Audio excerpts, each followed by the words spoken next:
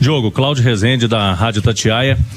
Queria que você fizesse uma análise, não só, né, da partida, mas tem uma situação que chama a atenção. O Galo vem saindo atrás do placar, por exemplo. São 5 jogos seguidos assim, e dos 8 na temporada, 6. O Atlético saiu atrás. E quem sai atrás no marcador, a gente sabe da dificuldade para conseguir, e algumas vezes conseguiu, hoje já não, né? Perde a invencibilidade. Como que vocês estão vendo essa situação? Mais uma vez isso aconteceu.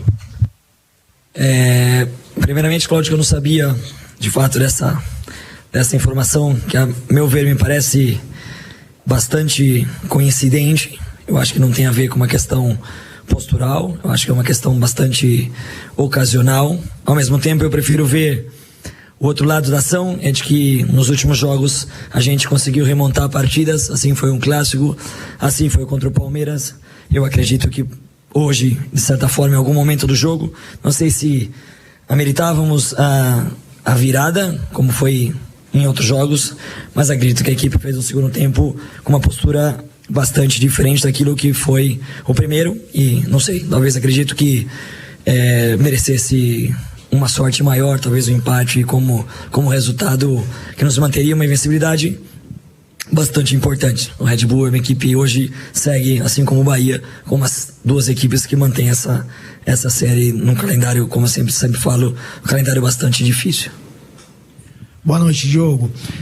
No jogo passado, em novembro, né, teve esse confronto aqui, a equipe do Bragantino, ela fez exatamente o que fez hoje, espelhou a marcação, né, trabalhou ali com 3, voltando um do meio, e conseguiu tirar o agente de marcação ali, que é o volante, né, desestabilizado o Atlético, e assim venceu o Galo por 2-0 e quase ia vencendo hoje também se o Everson não fizesse uma defesa incrível numa cabeçada muito parecida com a que aconteceu o segundo gol do Bragantino.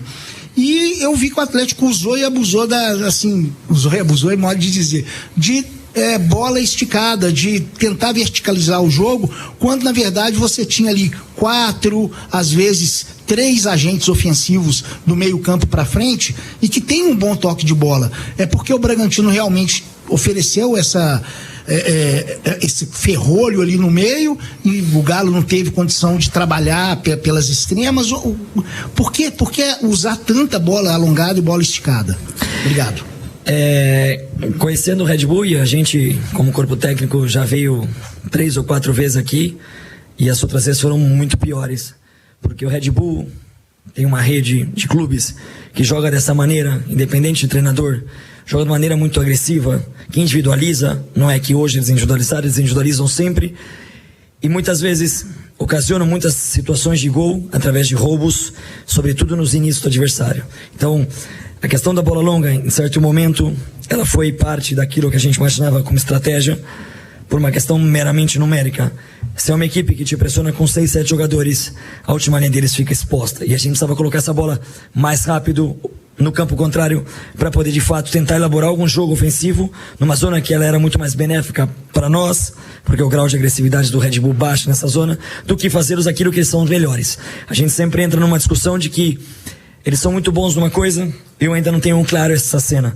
Então, como eles são muito bons e têm feito muitos gols nos campeonatos, recentemente a expulsão do jogador do Coritiba acontece uma pressão alta da equipe do Red Bull. Então, basicamente, ela tentar levar o jogo para o cenário onde eles não eram melhores, e sim, talvez, fôssemos nós. Também é claro, de característica dos jogadores que iniciaram o primeiro tempo, jogadores de um controle de bola maior, obviamente ficaram desfavorecidos por tantas bolas longas que a gente acabou usando como parte do plano. Muitas vezes os treinadores acreditam que com esses mesmos jogadores você pode solucionar alguns problemas que previamente você sabe que seria muito difícil. A gente conseguiu enxergar isso rápido no intervalo, fazer as trocas e trazer a energia necessária para poder competir contra uma equipe que, assim como o Cláudio falou, segue invicta, sofreu um gol em 7 jogos e sem dúvida nenhuma é uma equipe que vem despontando nesse início de calendário, sobretudo pela juventude que tem dentro do campo como uma das mais relevantes para esse começo do campeonato. Boa noite, Diogo. Breno Galante.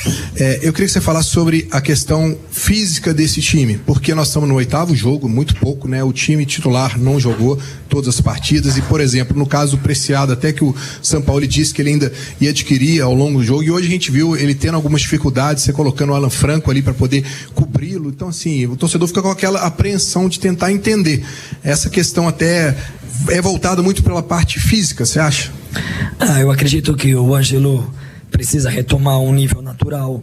Ele vinha de algum tempo de inatividade, chega num país onde se enfrenta com extremos da qualidade do Henry Mosquera, por exemplo. Então, seguramente não é tarefa fácil se adaptar, se acomodar e retomar o ritmo que é natural dele. Vocês não tenham dúvida, o torcedor pode ficar tranquilo em relação ao jogador em específico, porque é um jogador que seguramente vai poder dar, inclusive, através de sua grande capacidade física, coisas bastante positivas ao Clube Atlético Mineiro.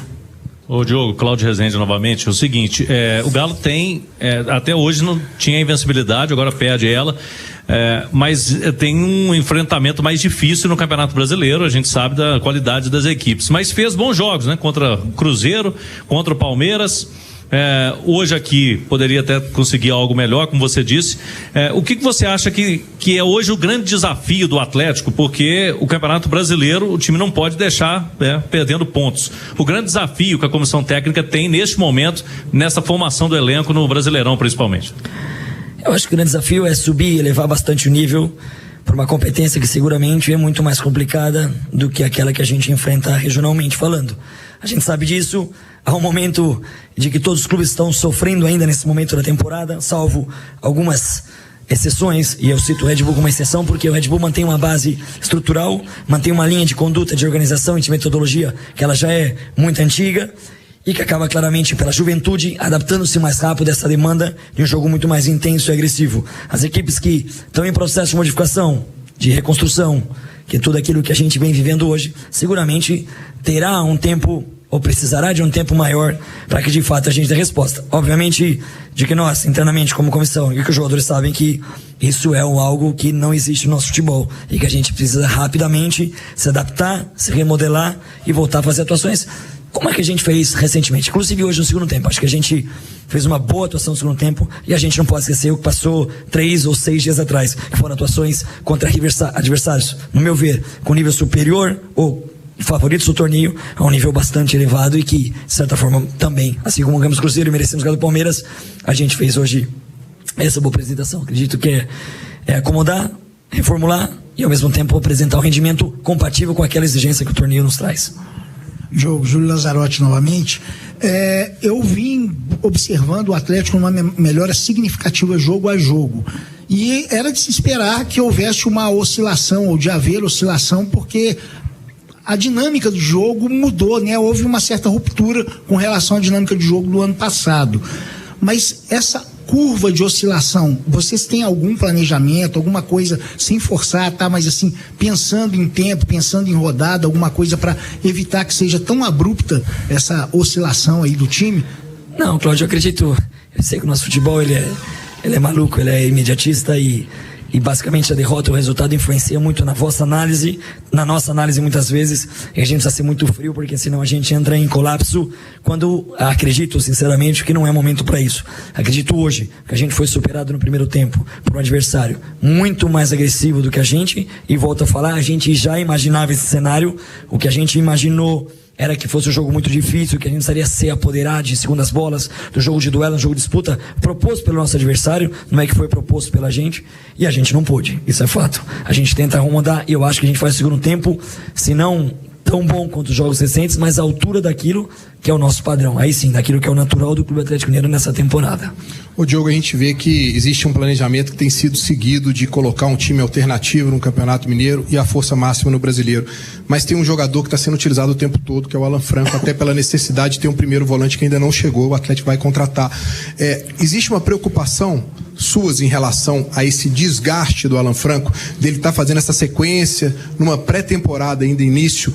Isso é pensado na hora de colocar? Existe um pensamento especial no caso dele? Não, sem dúvida, Breno. Acredito que a gente já, acho que eu comentei no jogo contra o Norte, em Montes Claros, que a nossa preparação prévia, agora já não mais, agora tem uma questão meritocrática, o que a gente imagina que a gente ainda pode fazer, que no calendário ainda nos permite. No momento que não nos permite, a gente não vai fazer mais isso. Mas acredito que a gente, quando dividiu os grupos, imaginou alguns jogadores que poderiam fazer toda essa continuidade, apresentar essa continuidade, sem que nos afetasse em relação ao rendimento e à lesão. O Alan é um dos jogadores, assim como o Júnior Alonso, são jogadores com muitos minutos.